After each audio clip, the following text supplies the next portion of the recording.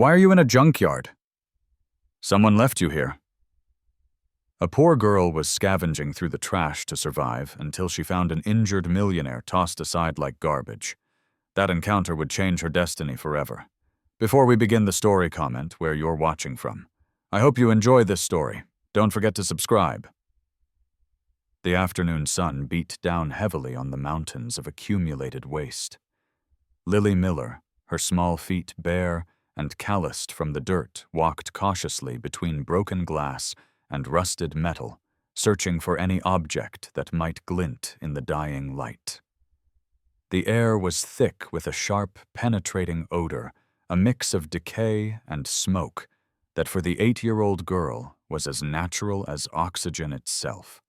Her mind wasn't on games or fantasy, but on the urgent need to find enough dollars for her Grandma Rose's medicine, whose breathing had become wheezing and worrisome the night before. Every step she took was a mix of hope and fear, knowing that darkness brought dangers a child should never have to know.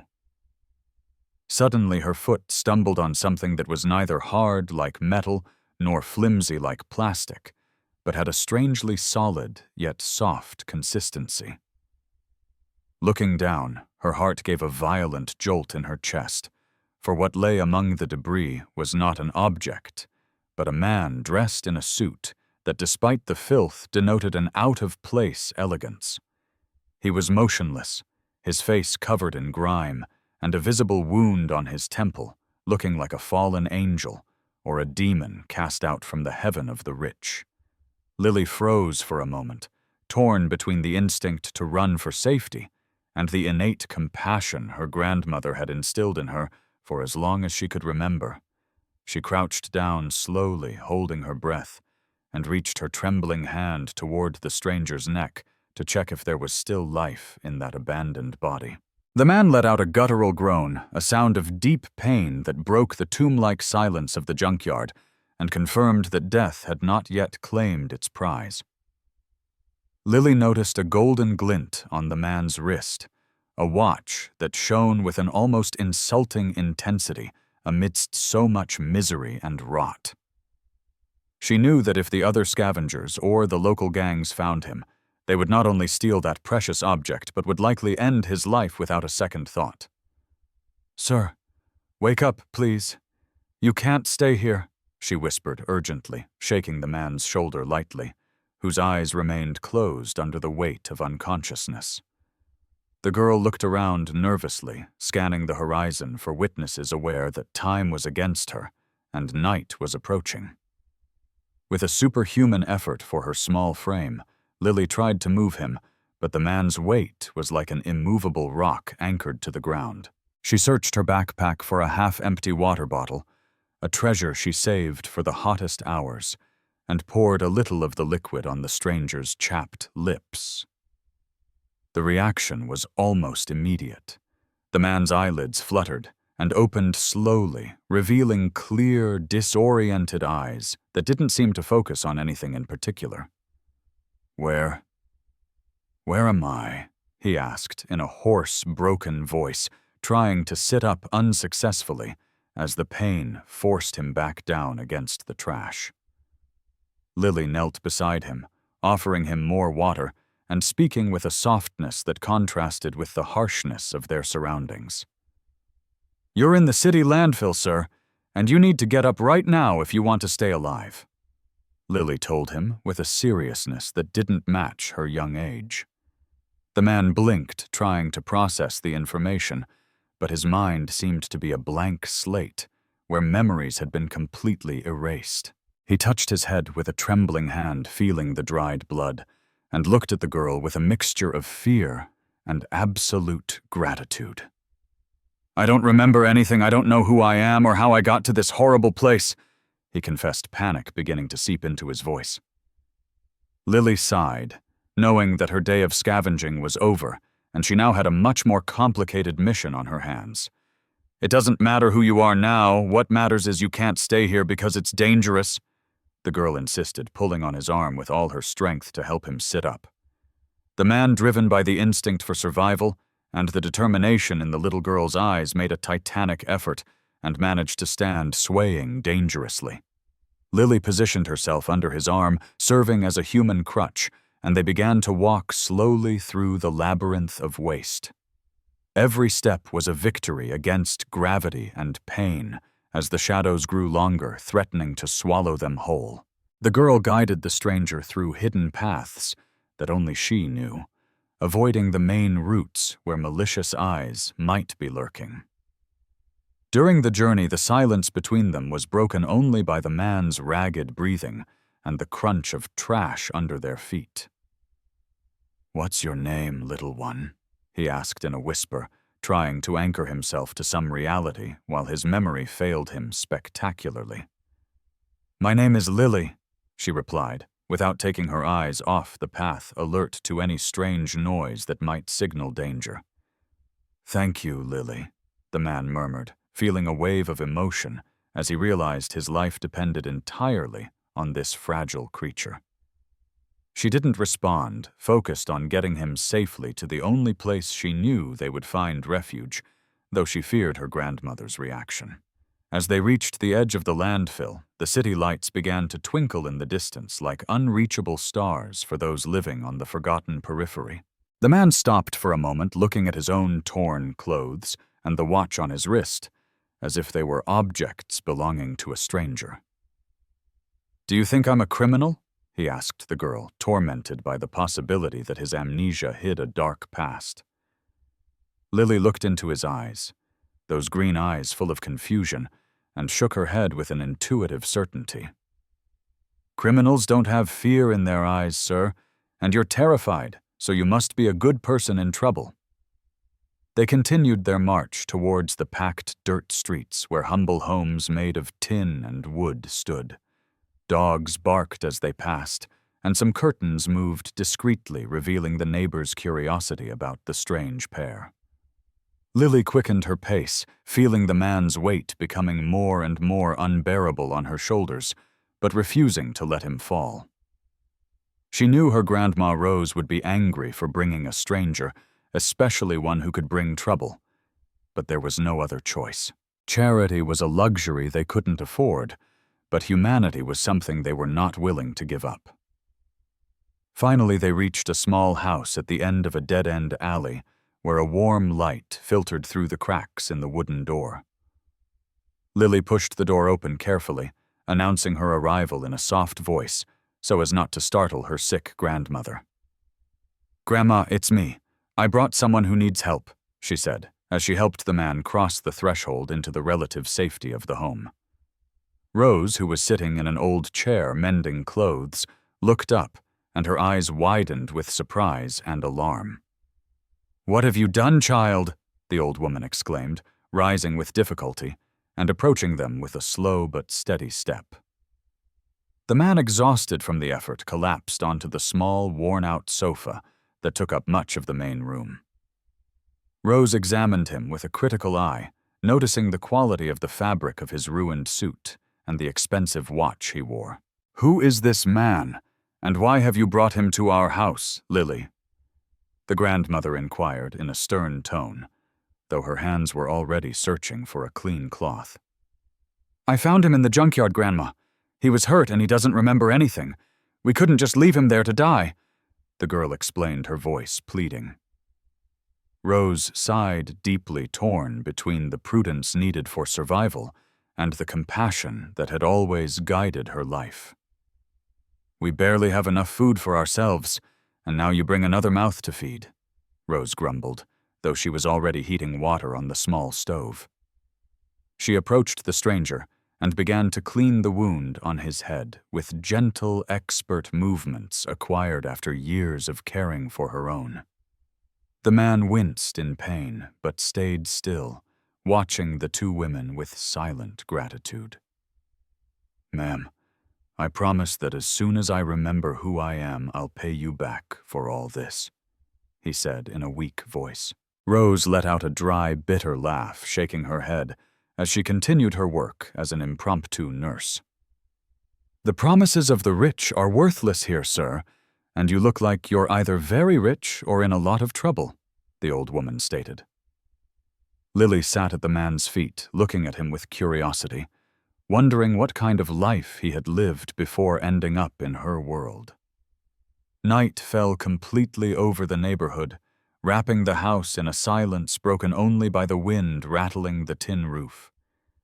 The man looked at his soft, uncalloused hands, so different from the hard-working hands of Rose and Lily.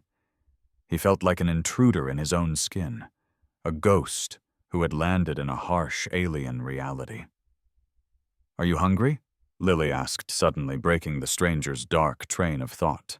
He nodded slightly, realizing his stomach was growling with a ferocity he couldn't remember ever feeling before. Rose served 3 plates with a small portion of beans and some bread, placing the best part in front of their guest. They ate in silence, a silence that wasn't awkward, but filled with a shared solemnity in the face of scarcity. The man savored every bite, as if it were the most exquisite delicacy discovering the true value of food. After dinner, Rose told him he could sleep on the sofa, providing him with an old but clean blanket that smelled of laundry soap. "Tomorrow we'll see what to do with you, but for tonight you're safe here," the grandmother said, turning off the main light.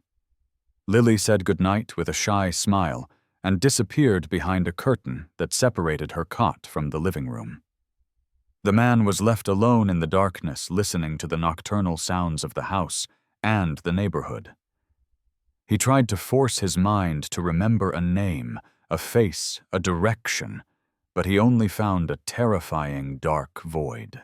He touched the watch once more, searching for some clue in the cold metal, and his fingers accidentally brushed a small side button. A soft, feminine digital voice emerged from the device. "To Matthew, with all my love, Mariah." The name Matthew resonated in his head, causing an echo of familiarity, but Mariah caused a strange sensation in his chest. So he was Matthew. And who was Mariah? Why, if she loved him, had he ended up dumped in a junkyard? The questions swirled in his mind like a whirlwind, preventing him from falling asleep, despite his extreme physical exhaustion. He looked toward where Lily and Rose were sleeping, feeling a strange connection to these 2 strangers who had saved his life without asking for anything in return. He promised himself that no matter who he really was, he would not cause them harm and would do everything possible to repay them. With that final thought, the man who now believed his name was Matthew succumbed to sleep, while outside the moon illuminated the landfill that had been both his tomb and his rebirth.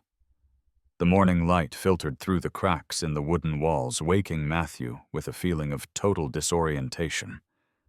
It took him a few seconds to remember where he was and why his body ached, as if it had been hit by a freight truck. He sat up on the sofa, noticing that Rose was already awake and bustling in the small kitchen preparing coffee that smelled of earth and cinnamon. Lily appeared shortly after, her hair disheveled, and an energy that seemed to defy the poverty surrounding her.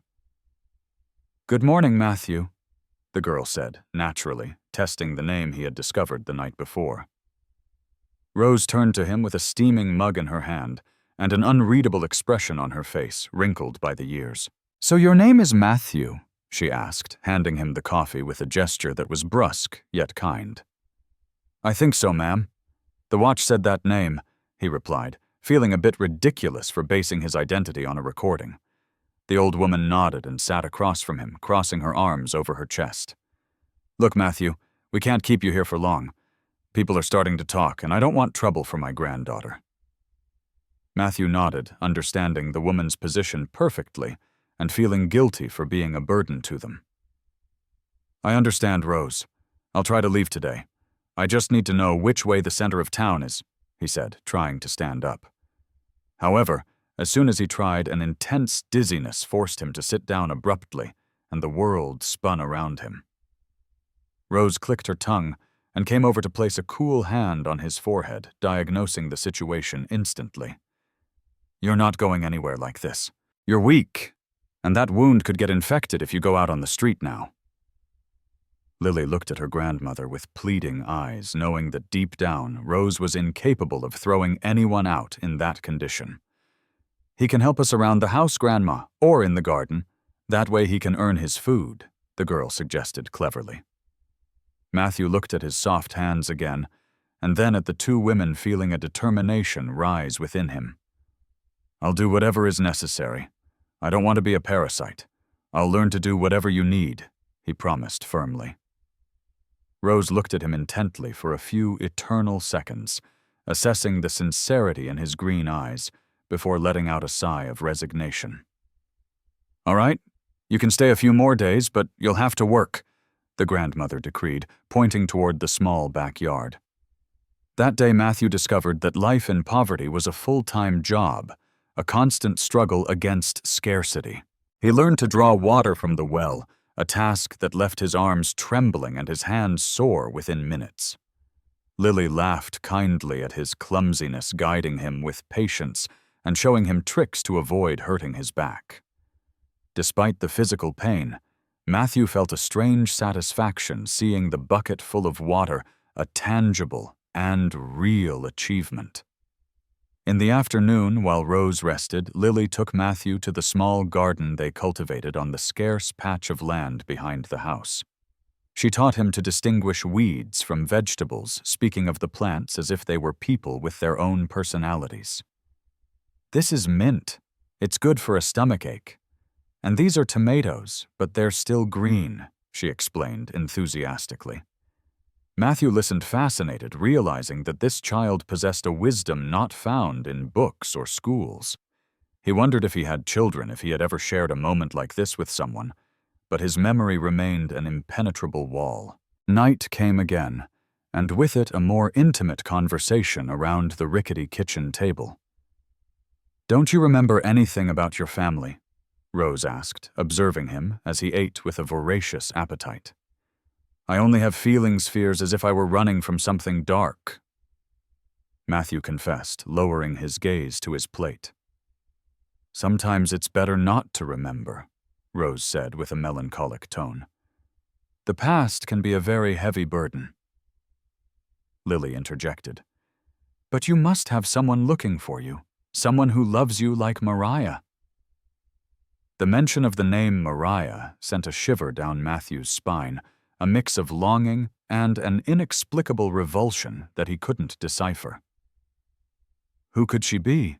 He wondered aloud, turning the watch on his wrist, tempted to sell it, but held back by Lily. "Don't sell it yet," the girl had told him. "It's your only connection to who you were before. You might regret it." Matthew admired Lily's mental clarity, her ability to see beyond immediate need, unlike him who felt lost. "Maybe Mariah is the reason I'm here," he murmured, and a heavy silence fell over the table. The next day, a neighbor passed by the house and looked at Matthew with suspicion, whispering something in Rose's ear before leaving. "They say some men are asking about a missing person in the next neighborhood over," Rose informed him, her face pale. Matthew felt his heart stop. The instinctive fear he had felt upon waking materialized into a real threat. "Should I turn myself in?" "Maybe it's my family looking for me," he suggested, though every fiber of his being screamed at him not to. "If it were your family, they would have gone to the police. They wouldn't be asking around in the alleyways," Rose reasoned with her usual shrewdness. They decided that Matthew would not leave the house during the day, staying hidden in the backyard or inside the dwelling. The forced confinement gave him time to observe the dynamic between the grandmother and granddaughter, the unconditional love they had for each other. He saw how Lily cared for Rose, making sure she took her medicine, and how Rose sacrificed to give the girl the best she could. It was a richness that had nothing to do with money, a loyalty that Matthew suspected he had never known in his previous life. "You two are millionaires and you don't even know it," he told them one afternoon, making Lily laugh. "Millionaires have pools and cars, we have leaks," the girl replied, laughing, but Matthew shook his head seriously. "You have something that can't be bought. You truly have each other." Rose looked at him from her chair, and for the first time Matthew saw a genuine smile on the old woman's face. "You learn fast, Matthew, for a man who has forgotten everything," she told him with approval. That night, Matthew slept a little better, feeling less like a stranger and more like a protector in debt. However, his dreams were invaded by fragmented images, a glass office shouting a glass with a bitter taste. He woke up sweating with the name Marcus on the tip of his tongue and a feeling of betrayal burning in his chest. He got up for a drink of water, looking out the window at the dark, lonely street. He knew his time there was limited, that the past was coming for him, and it was bringing a storm. But he also knew that for the first time in a long time, he had something valuable to defend. On the dawn of the third day, Matthew offered to repair the leaking tin roof, wanting to be useful despite the risk of being seen. As he hammered carefully, he heard a conversation on the street that chilled him to the bone. They were the voices of well-spoken but threatening men asking about a man with a gold watch. Matthew flattened himself against the roof, holding his breath, praying they wouldn't enter the house. Lily went out into the yard and with astonishing naturalness began to sing a children's song, covering any noise he might have made. When the men moved on, Matthew came down trembling, not from fear for himself, but for what could happen to them if they found him there. "I have to go. I can't put you in danger," he told Rose as soon as he entered the kitchen. "It's too late for that, son. If you leave now, they'll catch you on the corner," she replied calmly. "We'll stay put and wait for the danger to pass. We're invisible to people like them." Matthew marveled at the courage of these women, a courage forged in daily adversity. That afternoon, the atmosphere in the house changed. They were no longer just hosts and guests. They were accomplices in a dangerous secret. Matthew told them what little he had remembered in his dream, the office, the argument, the bitter taste. "Do you think someone hurt you on purpose?" Lily asked, her eyes wide. "I'm almost sure of it, Lily, and I think it was someone I trusted," he admitted painfully.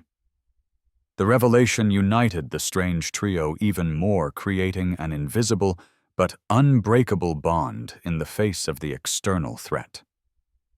The days turned into weeks, and a peculiar routine was established in the small house of tin and wood.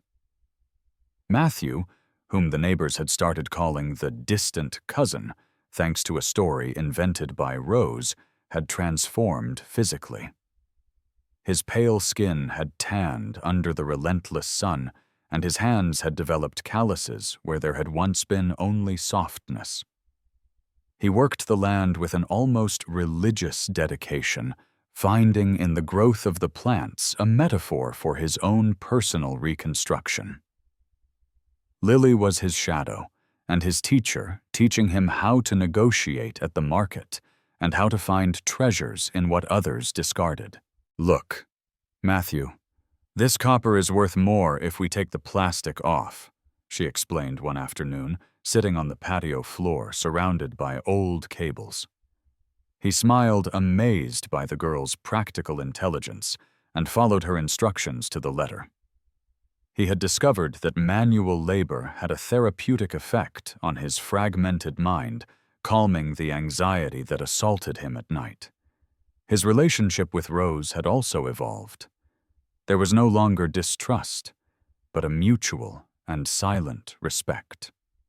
She prepared homemade remedies for his muscle aches, and he repaired every corner of the house that needed attention. However, the threat of the men in suits remained latent, like a black cloud that refused to dissipate from the horizon. Matthew avoided going out to the main streets, and always wore an old cap that Lily had found for him to hide his features. Sometimes he felt the temptation to reclaim his old life, to seek answers, but the fear of losing the peace he had found held him back. "Do you miss your other life?" Lily asked one day as they watered the tomatoes that were beginning to turn red. "You can't miss what you don't remember, Lily, but I miss the feeling of knowing who I am," he answered reflectively. One afternoon, while helping Rose shell corn, the old woman suffered a small dizzy spell that deeply alarmed Matthew. "Are you taking your medicine, Rose?" he asked, holding her arm with evident concern. "They cost too much, son. I'd rather we eat well than spend on pills," she admitted with brutal honesty. Matthew felt a pang of guilt and frustration. He had a watch worth thousands on his wrist, but couldn't sell it without risking discovery. That night he promised to find a way to help without exposing them, though he didn't know how. The connection with Lily grew stronger every day. She told him about her parents who had abandoned her, and he invented fantastic stories for her before she went to sleep. He had become the father figure the girl never had, and she the daughter he felt he had lost somewhere in his memory. "When I get my money back, I'll buy you all the books in the world," he promised her one night.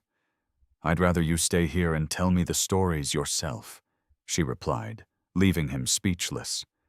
The love that grew in that house was palpable, a shield against the misery outside. But the outside world had cruel ways of invading their refuge. One morning, Matthew saw one of the men in suits talking to the corner store owner. He recognized the sharp profile and arrogant posture. It was one of the security guards from his old company, a memory that struck his mind like lightning. He ran inside, his heart pounding, and alerted Rose and Lily to hide. They spent hours in silence with the lights off, listening to the unfamiliar footsteps approaching, and then fading away. The fear in Lily's eyes ignited a cold fury in Matthew.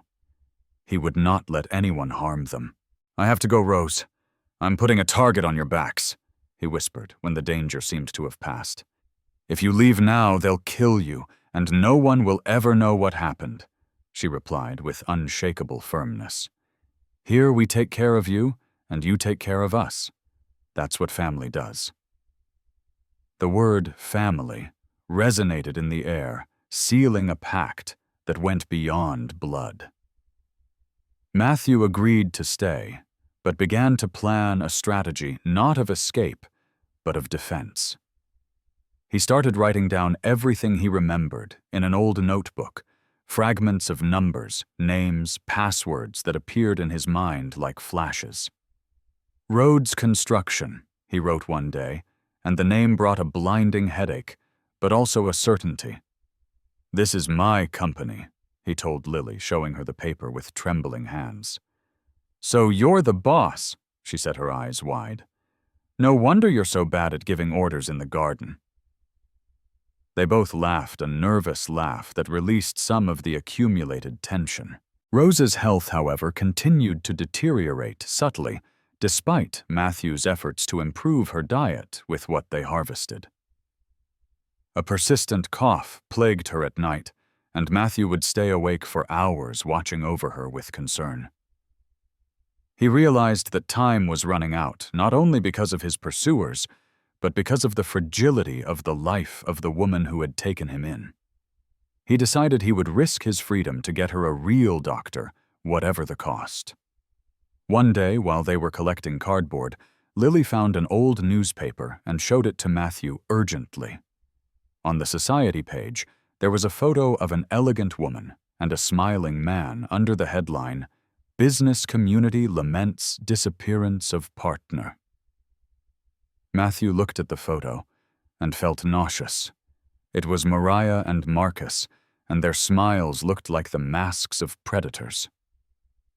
"It's them," he said in an icy voice, "my wife and my best friend." Lily touched his hand. "Are they bad?" she asked. "They're worse than bad, Lily. They're traitors." The revelation brought a mix of anger and clarity. Now he knew who the enemy was and why they were looking for him. They didn't want him to come back. They wanted to make sure he never did, so they could keep everything that was his. Matthew looked at Lily, so small and vulnerable, and swore he would regain his power not for the money, but to protect her. "We're going to prepare a surprise for them," he told the girl, with a new determination in his eyes. But before he could put any plan into action, tragedy struck the humble home. Rose collapsed in the kitchen, clutching her chest and falling to the floor with a thud.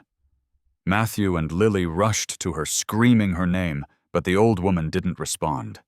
Panic took over the scene, erasing any thoughts of conspiracies or companies. In that moment, only Rose's life, hanging by a thread, existed. Matthew lifted Rose into his arms, not caring who might see him on the street, and ran towards the main avenue seeking help.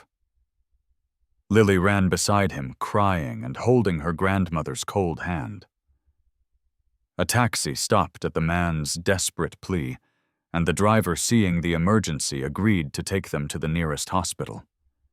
During the ride, Matthew whispered promises to Rose. "Hold on, please don't leave us alone." They arrived at the emergency room, and Matthew demanded attention with an authority he had forgotten. He possessed the authority of someone used to giving orders. The doctors took Rose away on a gurney, leaving Matthew and Lily alone in the cold waiting room. The girl hugged him, trembling with fear, and Matthew wrapped her in his arms, feeling his own heart break. "Everything's going to be okay, little one, I promise," he said, though he wasn't sure he could keep that promise. Seated on the plastic hospital chair, Matthew understood that his past life no longer mattered if he couldn't save the people he now loved. He looked at the gold watch, the object that had been his only identity, and made a drastic decision.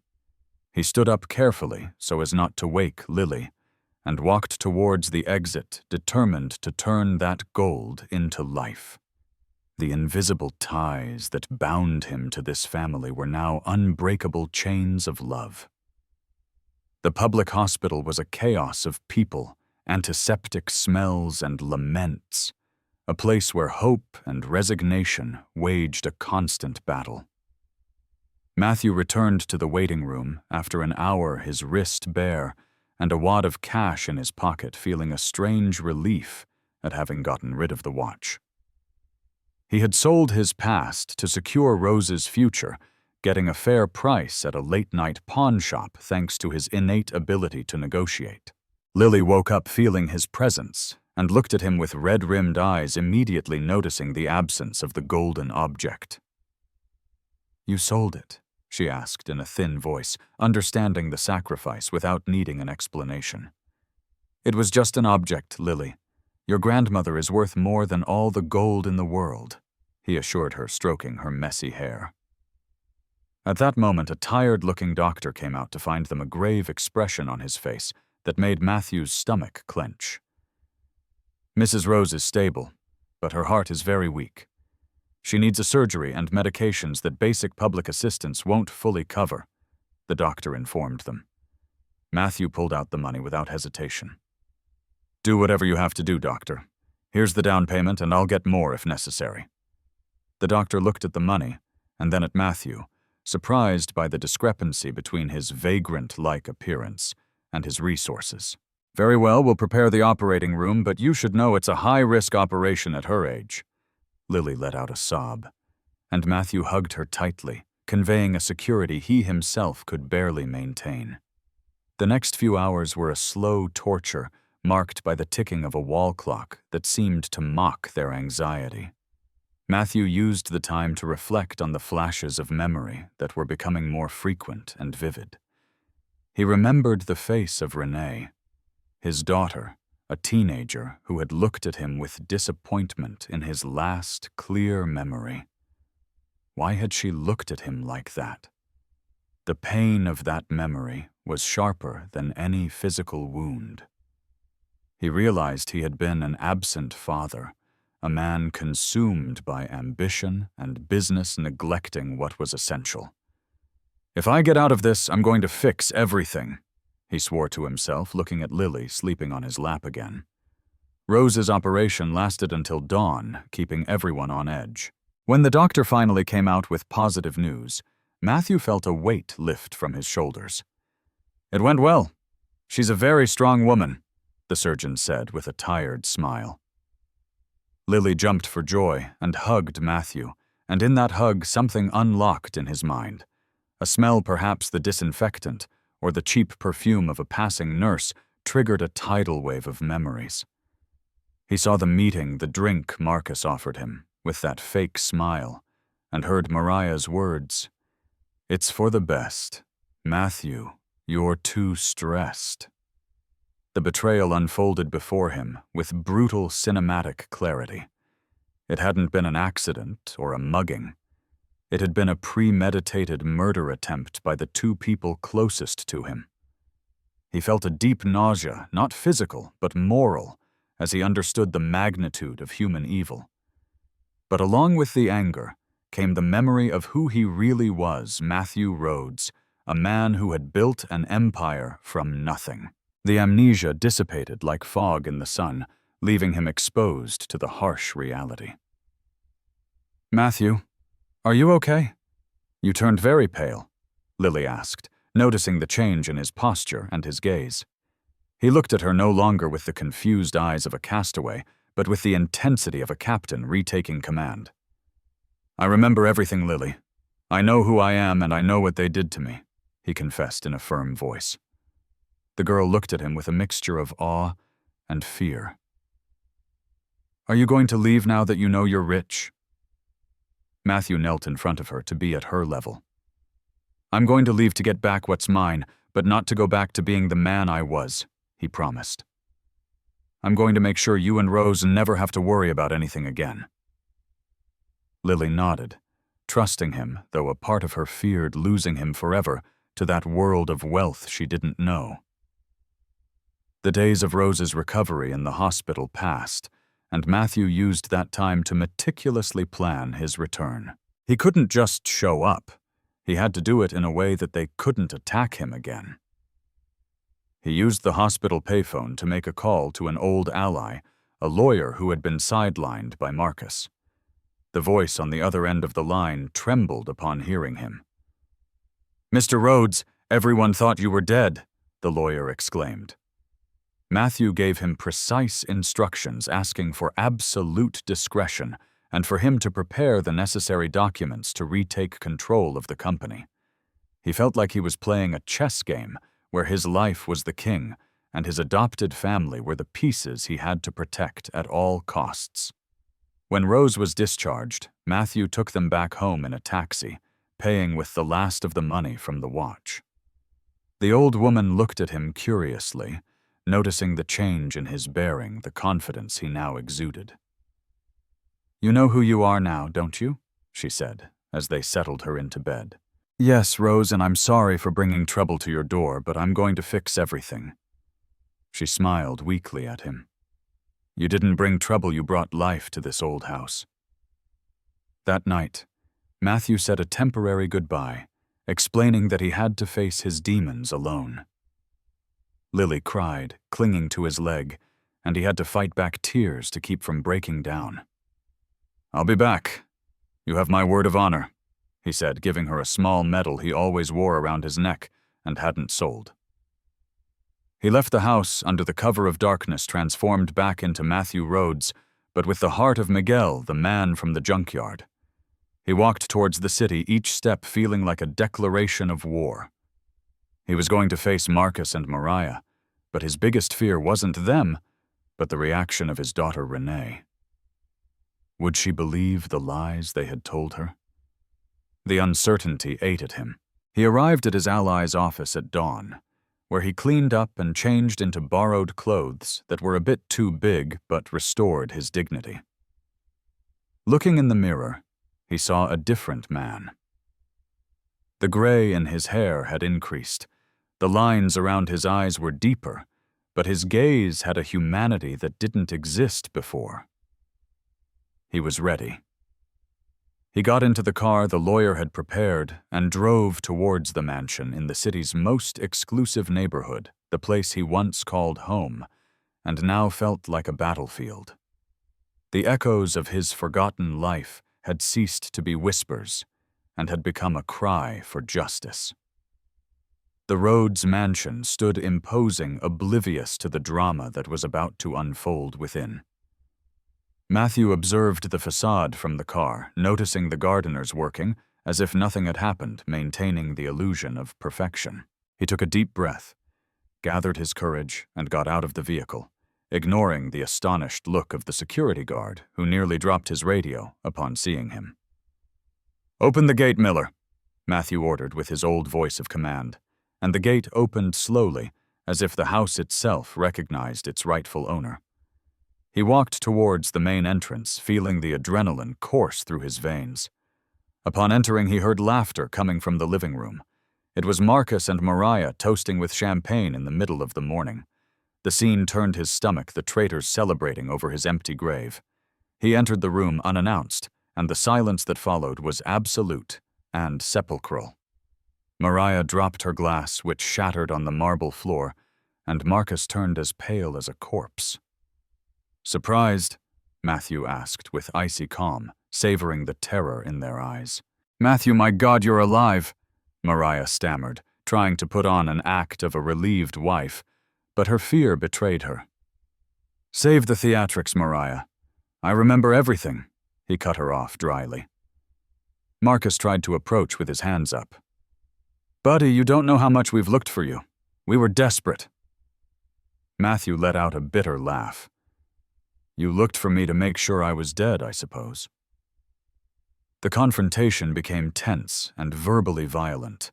Matthew listed every detail of their betrayal, disarming their lies one by one. He informed them that his lawyers were already freezing their accounts, and that the police were on their way to investigate the attempted homicide and corporate fraud. Mariah started to cry for real this time, as she watched her world of luxury crumble, while Marcus, cornered like a rat, looked for an escape. But what mattered most to Matthew wasn't in that room.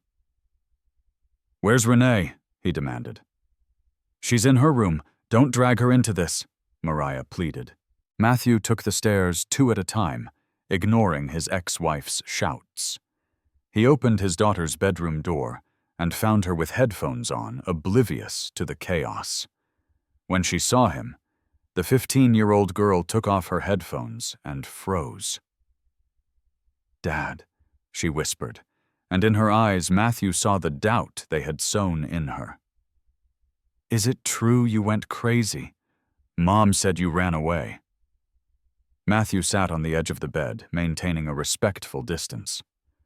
"Your mother and Marcus lied to you, Renee, but I'm not here to speak ill of them, but to tell you the truth." He told her his story, omitting the grittiest details to protect her, but being honest about his disappearance and who had saved him.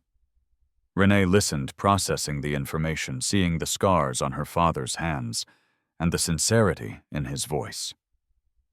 "And those people, the girl and her grandmother, they helped you without asking for anything?" she asked, incredulous. "They saved my life, Renee, when I had nothing to offer them. They taught me what a real family is," Matthew replied with emotion. The girl started to cry and hugged her father, breaking the barrier of coldness that had existed between them for years. In that embrace, Matthew felt he had regained what was most important. They went downstairs together just as the police arrived to take Marcus away, who was shouting empty threats as he was handcuffed. Mariah sat on the sofa, defeated, watching her lover being taken away, and her husband and daughter looking at her with disappointment. "Get out of my house, Mariah," Matthew told her. "Talk to my lawyers. I'll give you what's fair, but I don't want to see you here." The woman, stripped of her arrogance, left the mansion with her head bowed, facing the consequences of her actions for the first time. The house fell silent, but this time it was a silence of cleansing, of a new beginning.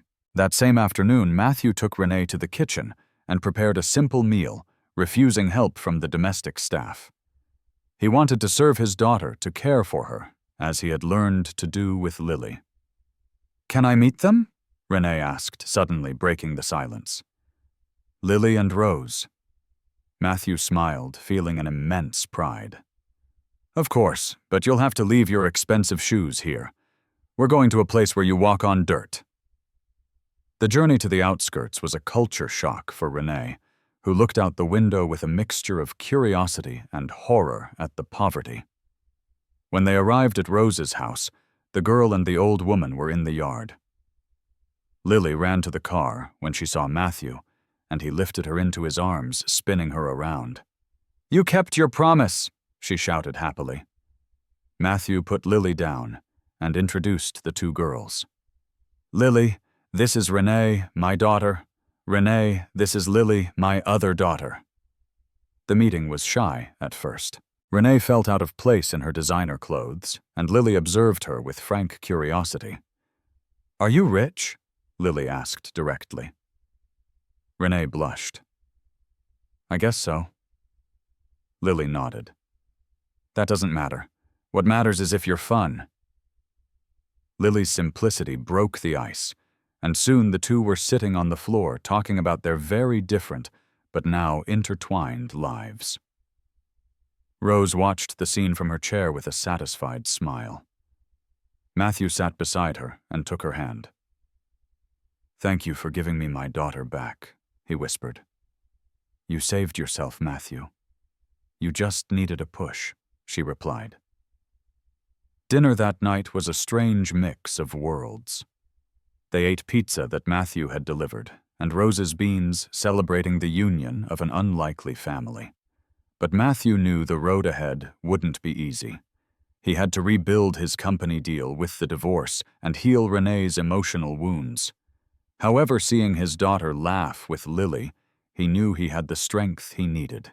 He had paid a high price for the truth losing his innocence and blind trust, but he had gained a clear vision of what truly mattered, and that truth was priceless.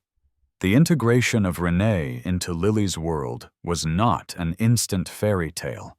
It was a process full of culture clashes and painful lessons. The first time Renee tried to use the outhouse at Rose's, she came out pale and nearly in tears, which earned a stifled giggle from Lily. Matthew had to intervene, explaining to his older daughter that comfort was not a universal right, but a privilege. "There isn't always running water here, Renee. You have to conserve it," he gently chided when she left the tap running too long. On the other hand, Lily visited Matthew's mansion one weekend and was overwhelmed by the space and silence. "Why do you have so many rooms when there are only two of you?" she asked, wandering the empty hallways. "To have space," Renee replied, realizing how absurd it sounded.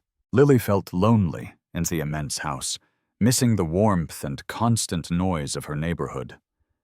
The swimming pool, however, was a meeting point. There in the water, social differences dissolved, and they were just two girls playing. School was another area of conflict and growth. Renee, who attended an elite private school, began helping Lily with her homework from public school. She was horrified by the worn-out books and lower academic level, and demanded her father do something. "She's so smart, Dad. She's bored in that school," Renee argued passionately. Matthew, proud of his daughter's advocacy, decided to fund a scholarship for Lily at a better school. Though Rose initially objected out of pride, Matthew insisted, "It's not charity, Rose, it's justice. Lily has a gift, and it's our responsibility to cultivate it." The grandmother finally agreed, and Lily began attending a private school where she faced rejection from some wealthy classmates. Renee became her fierce protector, confronting her own elitist friends. "If you mess with her, you mess with me," Renee declared in the cafeteria, sealing her loyalty publicly and losing some superficial friendships in the process. Meanwhile, Matthew struggled to clean up his company from Marcus's corruption. He discovered his partner had been laundering money, and the financial situation was precarious. He had to lay people off and restructure everything, working long hours that left him exhausted. But unlike before, he now came home sometimes to the mansion, sometimes to Rose's house, and turned off his phone to have dinner with his family. He had learned that business success meant nothing if you came home to an empty house. One day Renee arrived at Rose's with a bag of designer clothes she no longer wore. "Here, so you can look pretty," she told Lily with good intentions but little tact. Lily looked at the clothes, then at Renee. Thanks, but I don't need to dress like you to be pretty, and these clothes aren't good for playing in the dirt. Renee felt rejected and hurt, not understanding the lesson. Rose intervened with wisdom. Child, a gift should be for the one who receives it, not the one who gives it. That afternoon, Lily taught Renee how to make dolls from old fabric scraps. At first, Renee looked at the materials with disdain, but she soon found herself immersed in the creativity of making something with her own hands. When they finished, Renee looked at her lopsided doll with more pride than any of her expensive toys. I made it, she said, smiling. See, that has more value, Lily pointed out. It was an epiphany for the wealthy teenager, the value of effort and creation. The relationship between the two girls deepened when Renee experienced her first heartbreak. A boy from her school rejected her, and she took refuge at Rose's house, crying inconsolably. Lily, who had never had a boyfriend, listened and offered practical, direct advice. If he doesn't like you, he's a fool, and you don't have time for fools, she said, handing her a piece of sweetbread. Renee laughed through her tears, realizing Lily's brutal honesty was the best remedy. Matthew watched these exchanges with a full heart. He saw how his two worlds, once irreconcilable, were weaving into a new reality. He invited Rose to dinner at the mansion, sending a car for her. The old woman arrived in her best dress, simple and clean, and sat at the head of the table with a dignity no socialite could match. She treated the service staff with a respect that shamed Renee for her own past attitudes, teaching her another lesson without saying a word. However, not all was harmony. Mariah, living in a small apartment and working as a sales clerk, started calling Renee in tears, blaming Matthew for her misfortune. Renee felt torn guilty for enjoying her new life while her mother suffered. You have to see her, Lily advised, surprisingly. Why? She was awful to your dad, Renee said. Because she's your mom and everyone deserves a second chance. If they really want to change, the wise girl replied. Renee decided to visit her mother, finding her in a deplorable state, surrounded by unpacked boxes and bitterness. The confrontation was tough. Renee told her she couldn't keep blaming others and had to take responsibility. Mariah, struck by her daughter's maturity, realized she had lost control over her. It was the beginning of real change for Mariah, driven by shame and the desire to regain her daughter's respect. The chapter closed with a shared birthday party. Lily was turning 9 and Renee 16. Matthew organized a party in the mansion's garden, but with homemade food by Rose and traditional games. Seeing Renee's wealthy friends breaking a piñata alongside Lily's neighborhood friends was the final proof that the walls had fallen. Two worlds had collided, yes, but instead of destroying each other, they had merged to create something stronger and more authentic. Mariella's life had hit rock bottom. Fired from her job at the store for her haughty attitude, and with debts piling up, she was facing eviction from her small apartment. Her pride, which had been her armor, was now a cage preventing her from asking Matthew for help. However, hunger and desperation are powerful motivators. One rainy afternoon, she appeared at Rose's door, soaked and trembling, not from cold, but from humiliation. It was Lily who opened the door. Seeing the woman who had conspired against her adoptive father, she felt not hatred, but pity. "Come in, Mrs. Mariah," she said, stepping aside. Mariah entered, looking at the dirt floor and humble walls with a mix of horror and resignation. Rose, who was sewing, rose slowly. "What have you come for?" she asked bluntly. "I have nowhere to go. Renee told me you don't turn anyone away," Mariah whispered, breaking into tears. Matthew arrived shortly after and found his ex-wife sitting at their table drinking coffee served by the woman she had once despised. The tension in the room was palpable. "I won't give you money, Mariah. You've already spent it all on appearances, Matthew said harshly. I don't want money. I need a place and a job, she pleaded. Rose intervened. She can stay here, but she'll have to earn her keep. Here nobody eats for free, not even dethroned queens. Thus began Mariah's ordeal and redemption. Rose assigned her the most unpleasant tasks, cleaning the chicken coop, washing clothes by hand, and scrubbing the floors. At first, Mariah complained about everything. Her manicured hands became blistered and her back ached constantly. But Rose was relentless. If Mariah didn't work, she didn't eat. Lily, in her own way, tried to encourage her. Look, if you do it this way, it's faster. She would teach reversing the social roles of superiority. There were nights when Mariah planned to run away to steal something and disappear. But the imagined look of disappointment on Renee's face stopped her. Her daughter visited on weekends, and to Mariah's surprise was prouder to see her scrubbing dishes than when she saw her organizing charity galas. You're fighting Mom. That's brave, Renee told her one day, hugging her despite the smell of bleach. That hug was the fuel Mariah needed to continue. Slowly, the hard work began to transform not only her hands, but her spirit. She stopped worrying about breaking a nail and started worrying if the plants had enough water. She discovered she had a talent for organization and began helping Rose better manage the household expenses and the sales from the garden. We could sell the jams at the downtown market. They'd pay more, she suggested one day, and Rose, surprised, agreed to try. The jam business was a moderate success, and for the first time, Mariah felt the satisfaction of earning money through her own real effort. Matthew watched the change with skepticism at first, but had to admit that the superficial woman he knew was dying to make way for someone more human.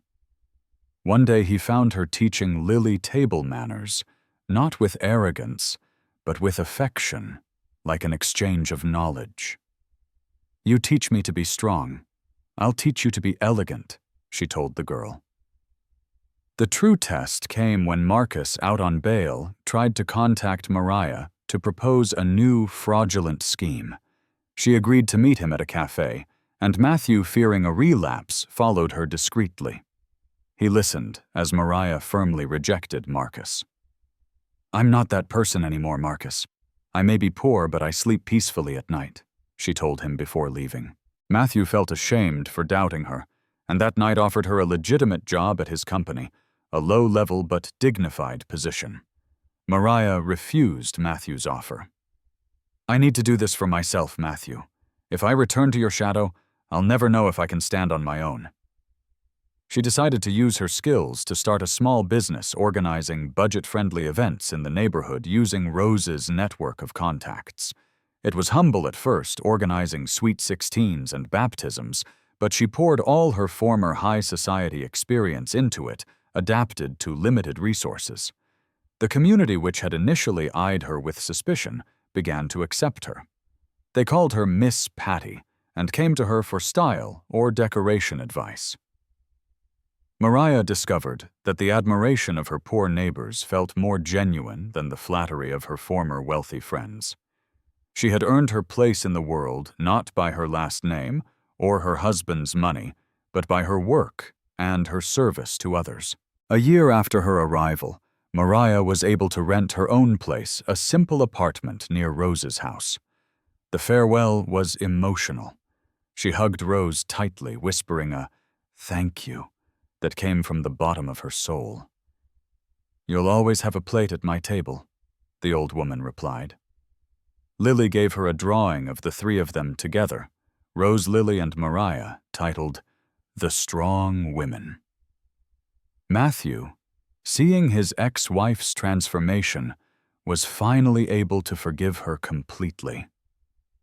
The hatred and resentment dissolved, replaced by a cautious respect and a friendship for Renee's sake. Mariah had fallen from the highest heights, but upon hitting the ground, she had found the foundation to build a true life. Her redemption was not a miracle. It was a daily construction, brick by brick, of humility and courage. The years flew by like leaves carried on an autumn wind. Rose's little house had seen incredible transformations. It now had a new roof, a polished concrete floor, and an extra room Matthew had insisted on building, but the essence of the home remained intact. Lily, now a young university student, was studying medicine with the same passion she once used to search for treasures in the trash. Her dream of healing her own people was materializing thanks to her hard work and the unconditional support of her peculiar family. Renee had graduated in architecture and worked side by side with Matthew at the construction company designing dignified social housing. Rhodes Construction no longer sought only profit, but social impact, becoming an ethical model in the sector. The two sisters, united not by blood but by destiny, were inseparable, sharing secrets, clothes, and dreams. Matthew, his hair now completely white, watched them with the pride of someone who has cultivated the world's most beautiful garden. However, time, which is generous with wisdom, is stingy with health. Rose, the iron matriarch, began to fade slowly. Her steps became shorter, her breathing more labored, and her hands trembled as she held her coffee cup. Lily, with her medical knowledge, knew her grandmother's heart was reaching the end of its strength. She tried every treatment, consulted her professors, but old age is an illness with no cure, only care. The house became a sanctuary of peace for Rose. Mariah, Matthew, Renee, and Lily took turns caring for her, returning every ounce of love she had given them. Mariah read novels to her in the afternoons. Renee showed her blueprints of her buildings, and Matthew simply sat beside her, holding her hand in grateful silence. Rose never complained. She faced the end with the same courage she had faced poverty. "Don't cry for me when I go," she told them one night when they were all gathered around her bed. "I've had a rich life full of people who love me. What more can an old woman ask for?" Lily struggled to hold back tears, feeling a part of her soul being torn away. "Don't go yet, Grandma. You have to see me graduate," she pleaded. Rose caressed her cheek with infinite tenderness. "I will see you, my child, from the best seat in heaven." The day of Lily's graduation arrived, and Rose, against all medical odds, asked to attend. Matthew hired a private ambulance and a nurse to accompany her. In the auditorium, when Lily walked onto the stage to receive her degree with honors, she looked for Rose in the front row. The old woman, weak but radiant, raised her hand in a sign of victory. It was the crowning moment of her life, seeing the girl from the junkyard become a doctor. Weeks after the graduation, Rose summoned the family for one last dinner. She asked for her favorite dishes, and summoning her failing strength, sat at the table with them. They laughed, reminiscing about the day Matthew didn't know how to use the outhouse the first time Mariah washed a dish. Renee and Lily's childhood fights. It was a farewell disguised as a celebration full of love and nostalgia. Rose looked at each of them, engraving their faces in her eternal memory. That same night, Rose passed away in her sleep, with a peaceful smile on her face. Lily was the one who found her, and though the pain was heart-wrenching, she felt an immense peace, knowing her grandmother had gone without suffering. The wake was attended by a large crowd. People from all over the neighborhood and from high society came to say goodbye to the woman who had united two worlds. There was no class distinction in grief. Everyone mourned the same mother. Matthew made sure her grave was the most beautiful in the cemetery, always covered with fresh flowers from the garden she loved so much. "She saved my life," Matthew said in his eulogy. "Not just my body, but my soul. What Mariah also spoke, thanking the woman who taught her the dignity of work. But it was Lily who closed the ceremony. My grandmother didn't leave me an inheritance of money. She left me an inheritance of love that will never run out. Grieving was a slow process, but the family stayed united, supporting each other as Rose had taught them. The house felt empty without her, but her spirit was in every corner, in the smell of coffee, in the plants, in the yard, in the family's bond. They decided not to sell the house, but to turn it into a free medical foundation run by Lily, thus fulfilling the dream of helping the community. Life went on as it always does. Lily met Alex, an idealistic doctor who shared her passion for service. They fell in love between hospital shifts and volunteer work. When Alex proposed, he did it in the yard of Rose's house under the lemon tree. Lily accepted, knowing her grandmother would have approved of this good, simple man. Matthew, seeing his adopted daughter happy, felt his mission was complete. He had come full circle. From a man lost in the trash, he had become the patriarch of an extraordinary family. He looked up at the sky and winked, imagining Rose scolding the angels for not keeping heaven clean enough. The circle of life had turned, bringing death, but also the promise of new life. The wedding of Lily and Alex was the event of the year, not for its luxury, but for its overflowing joy. It was held in the garden of Rose's old house, now the Rosita Clinic. There were string lights hanging from the trees and long tables where doctors, architects, neighbors, and Matthew's old business partners mingled. It was a mosaic of humanity, just as Rose would have wanted. Matthew walked Lily down the aisle, both with tears in their eyes. "You look beautiful, daughter," he said, his voice breaking. "Thanks, Dad," she replied. And that word "Dad," said so naturally, was the best gift Matthew could ever receive. Mariah and Renee were in the front row, crying with emotion, dressed elegantly but without ostentation. The ceremony was simple, focused on the commitment to serve the world together and love each other. During the party, Matthew took the microphone for a toast. "Many years ago, I came to this place broken and without memory. A little girl and her grandmother picked me up and fixed me. Today, I see that little girl become a woman and a wife, and I realize the real treasure wasn't what I had in the bank, but what I found in this junkyard." The applause echoed into the night, and Lily ran to hug him. It was a moment of pure happiness, frozen in time. Shortly after the wedding, Lily announced she was pregnant. The news was met with jubilation. Matthew, who already felt like a grandfather through the children Renee planned to have, was ecstatic. "I'm going to spoil that child rotten," he threatened jokingly. Mariah was already knitting baby clothes, a skill she had perfected over the years. The family prepared to welcome the new generation, eager to pass on their story. The day the baby was born, a healthy and strong girl, they decided to name her Susan Rose in honor of her great-grandmother. When Matthew held little Susan in his arms for the first time, he felt the weight of continuity. He whispered in her ear the story of how her grandfather was found in the trash and how love had rescued him.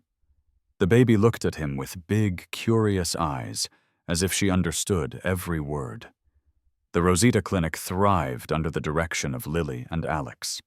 It became a beacon of hope for the neighborhood, offering quality care to those who couldn't afford it. Renee designed a modern and functional expansion, and Mariah organized fundraising events. Everyone contributed their talents to keep the legacy of generosity alive. Matthew spent his afternoons there, telling stories to the children in the waiting room, becoming the neighborhood's story grandpa. One day, years later, Matthew was walking with his granddaughter Susan, now 5 years old, near the place where he had been found. The landfill had been closed and turned into a green park, thanks to the efforts of Matthew's company. Was it here, Grandpa?